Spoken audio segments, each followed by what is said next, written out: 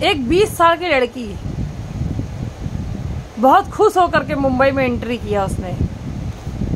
उसके साथ में 3 बच्चे थे, एक माँ थी, एक पिता थे उसके, एक दादा थे, एक दादी थी। जब महिला उस लड़की ने एंटर किया, मुंबई में एंटर किया, तो उसको लगा कि मैं बहुत बड़ी दुनिया में आ गई हूँ और ये दुनिया इतनी अच्छी है कि मुझे सब कुछ यहाँ से प्रोवाइड करेगी, मुझे जीने की राह बताएगी, मुझे खाना सब कुछ मिलेगा यहाँ पर। और एक रात उन लोगों ने सो गए। सोने के बाद में सब जब सुबह फिर से उठे तो वो काम तलाश करने के लिए गई। जब काम तलाश करने के लिए गई, मुंबई इतनी बड़ी शहर थी, जहाँ उसको एड्रेस मिला था वहाँ वो काम करने के लिए गई। तो उनसे कहा गया तुम खूबसूरत नहीं हो तो तुम्हें काम नहीं मिल सकता है। मुंबई इंडस्ट्री के अंदर में बहुत खूबसूरती चाहिए, जो बहुत खूबसूरत है, जो बहुत टैलेंटेड है, उसी को यहाँ काम मिल जाता है। वो लड़की दिन भर इधर उधर मारा फेंकती गई। लास्ट में वो दोबारा रिटर्न गई अपने घर पे। तो घर वालों ने पूछा काम मिला क्या? उसने कहा नहीं। क्यों? तेरे अंदर तो बड़ा टैलेंट था, तू तो बोल रही थी हम बहुत ज़्यादा दिमागदार हैं, तो अब क्या हुआ तेरे दिमाग को? हम लोग को भी लेकर के आ गई। मतलब ऐसा करके उसको टोन कसने लगे। अब वो लड़की क्या करे क्या करे क्या करे। कुछ समय बीतता गया। कुछ समय बीतने के बाद में करीब 10 से 15 दिन बीत गया। अब उसको काम नहीं लग रहा था, वो परिवार को भी लेकर के आ गई थी। अब वो इसी टेंशन में उसकी हालत खराब होने लगी धीरे धीरे करके। फिर उसको एक बंदा मिला। बंदे ने उसको बोला, मुंबई में वो एक ऑफिस से निकल रही थी, वो लड़का वहाँ पर खड़ा था। उस लड़के ने उससे पूछा तुम्हारा चेहरा क्यों उतरा है, सुबह से कुछ खाया नहीं क्या? उसने कहा नहीं। चाय पिया है? नहीं। चाय पियोगी? उसने कहा हाँ पी लेंगे, चलो पिलाता हूँ। गया चाय पिलाने के लिए उनको। पहले उसने चाय पिलाया। चाय पिलाने के बाद में बड़े हंस करके बातचीत करने लगा।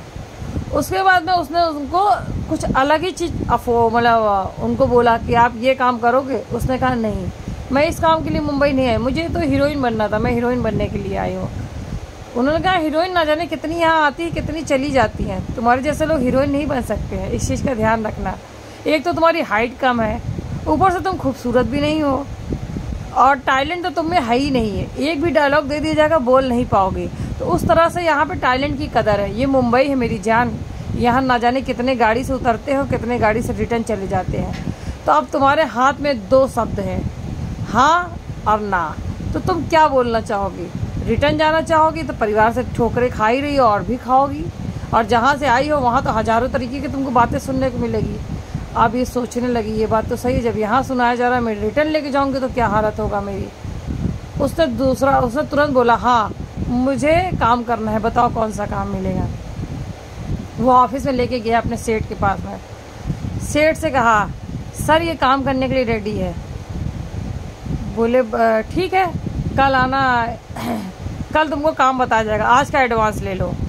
तो उसने बोला एडवांस, फिर अच्छा एडवांस करके पूछ सकती नहीं थी कोई भी चीज़, उसने एडवांस ले लिया। एडवांस लेने के बाद में वो आई। अब वो रात भर यही चीज़ सोचती रही कि शायद मेरे साथ कुछ गलत होगा, मुझे भी पता नहीं है क्या गलत होने वाला है। यही सोचती चली गई, वो रात भर सोचती गई। इसी तरह उसको नींद नहीं आ रही थी। सुबह हो गया। इधर माँ बाप और दादी दादा सब बड़े खुश थे, छोटे छोटे भाई बहन थे वो भी बड़े खुश थे, चलो पैसा मिला, आज सामान खूब अच्छा खाना पीना मिलेगा। सबने खाया खूब अच्छे से, मतलब उनका रात गुजर गया। दिन में सुबह चाय और ब्रेड वगैरह मस्त मस्त चीज़ खाए, जो भी उनको समझ में आया। फिर किसी पड़ोसन ने आके कहा कि यहाँ का वड़ा पाव बड़ा फेमस है, कहाँ मिलता है? उसने पूछा तो गई वहाँ से लेकर के, तो पूरे घर वालों ने खाया। अब उसको बुलाया गया था 12 बजे। उसने कहा सारे ऑफिस 10 बजे शुरू होते, मुझे 12 बजे क्यों बुलाया गया, समझ में नहीं आ रहा है। फिर वो जब घबराते हुए गई वहाँ पे, घबराते हुए गई तो वो जो वहाँ का जो मतलब हेड था, मेन जो सर था, वो उस दिन नहीं आया था। उसका जो प्यून था वो वहाँ मौजूद था। उसने कहा सर ने मुझे बुलाया था 12 बजे। बोले हाँ नीचे गाड़ी खड़ी है, जाके बैठ जाओ। गाड़ी खड़ी है, कुछ बहुत बड़ा गलत होने वाला है, पर क्या करूँ, मजबूरी है मेरी। ऐसे करके वो अपने हाथों को दोनों को ऐसे से मसलने लगी। अब वो कुछ बोल सकती नहीं थी। अच्छा जो आदमी ने उसको चाय पिलाया था, जिस आदमी ने उसको काम दिया था, वो भी उसको दिख नहीं रहा था, पूछे किससे वो। फिर ड्राइवर ने गाड़ी को स्टार्ट किया। जैसे वो बैठी तो उसके लिए कोल्ड ड्रिंक लाया गया, एक चिप्स का पैकेट लाया गया, फिर वो उसको दिया गया। तो वो खाते खाते करीब वहाँ पहुँच गई। पहुंच गई, थोड़ा दूर था वहाँ पे। जब वो पहुंची तो उससे पूछा कि ये एरिया कौन सा है भैया, ये एरिया कौन सा है। अब यहाँ के जो ड्राइवर होते हैं ना वो जल्दी जवाब नहीं देते। उसने 2-3 बार पूछा भैया एरिया कौन सा बताओगे जरा। फिर उस ड्राइवर ने पता नहीं क्या सोच के बोल दिया, ये बांद्रा है।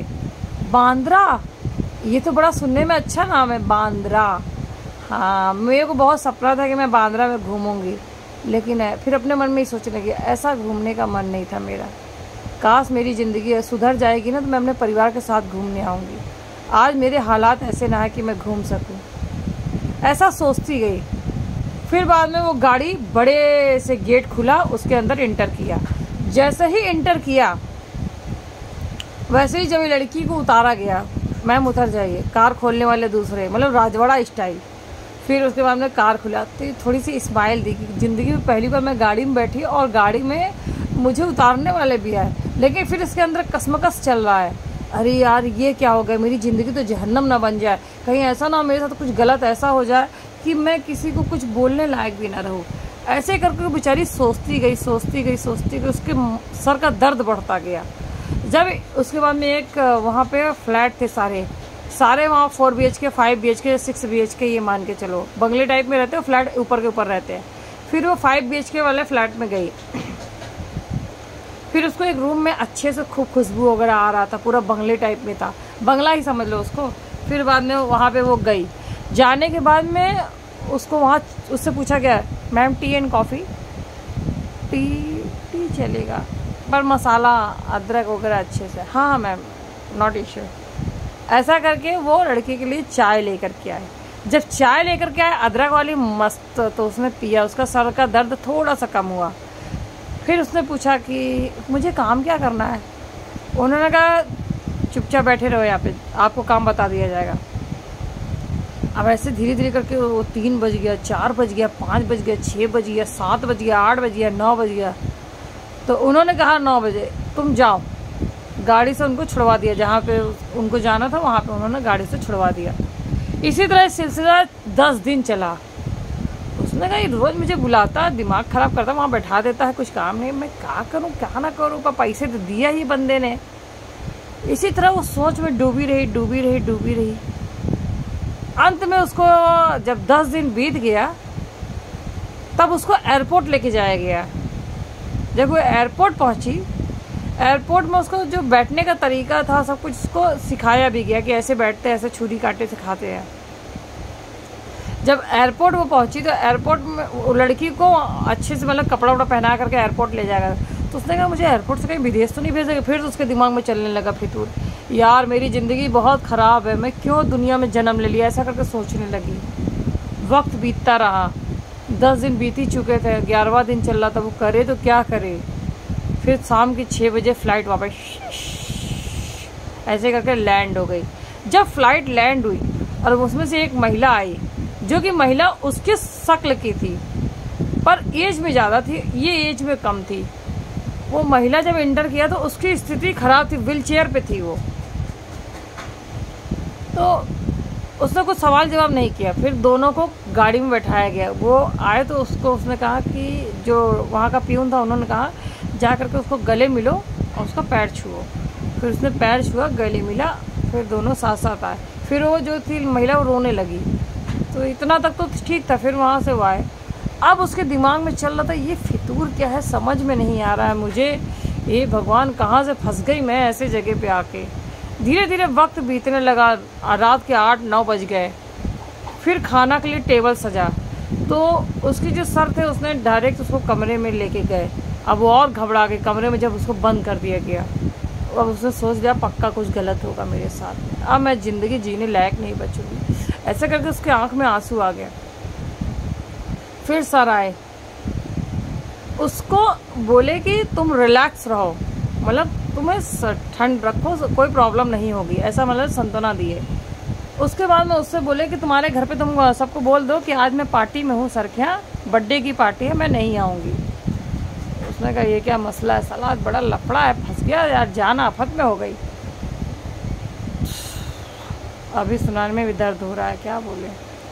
तो उसके बाद में उन्होंने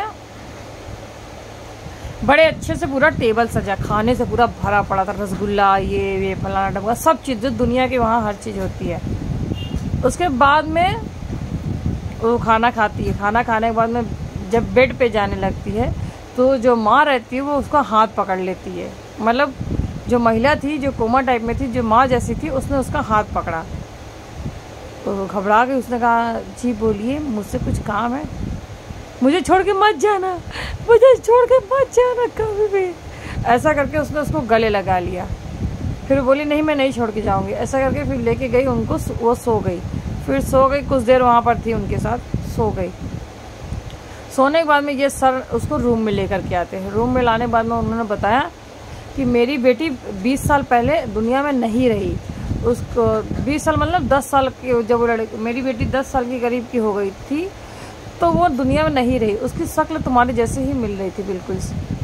तो धीरे करके लड़की मेरी 10 साल पहले नहीं रही दुनिया में, जब लेकिन तुम सामने आई तो एकदम सेम शक्ल की रही थी। तो मैं खुद घबरा गया था कि ये कहाँ से ऐसा हो गया है। लेकिन उसके बाद में ये ऊपर वाले की दया है, 10 साल बाद मेरी बीवी 10 साल से कोमा में ही थी वो, तो वो विदेश में थी। लेकिन जब तुम आई तो मुझे राहत की सांसें मिली कि चलो इसकी वजह से मेरी बीवी ठीक हो जाएगी।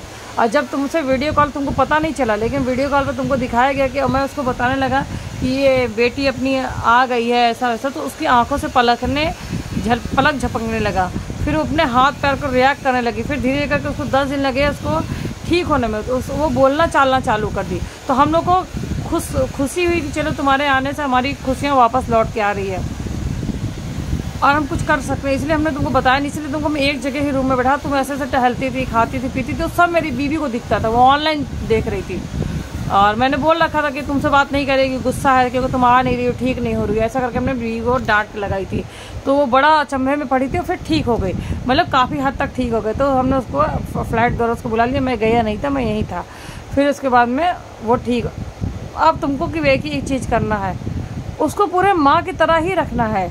और जैसे माँ रहती है अपनी माँ के साथ कैसे रहते हो, ऐसे करके तुमको रहना है। कुछ दिन बाद में ठीक हो जाएगी तो तुम जा सकती हो, इतनी ही तुम्हारी जॉब है। और पैसे तुमको इसके दुगने दिए जाएंगे। जो तुम रात में रुकी हो उसके भी पैसे लगेंगे। तो वो रोने लगी फपा कर, नहीं सर मुझे नहीं मालूम था कि ऐसा है, नहीं तो मैं आपको कोई दिक्कत नहीं देती और आप पैसा दीजिए, नहीं तो मैं किसी की हेल्प करना चाहूँगी। उन्होंने कहा नहीं किसी का पेट देखो, तुम मुंबई आई थी हीरोइन बनने, तो सपना लेके इंसान आया था, नहीं हो पाया, कोई बात नहीं। लेकिन ज़िंदगी में अगर आपको कुछ करना है, कुछ बनना है तो अपने बलबूते पे करना है ना।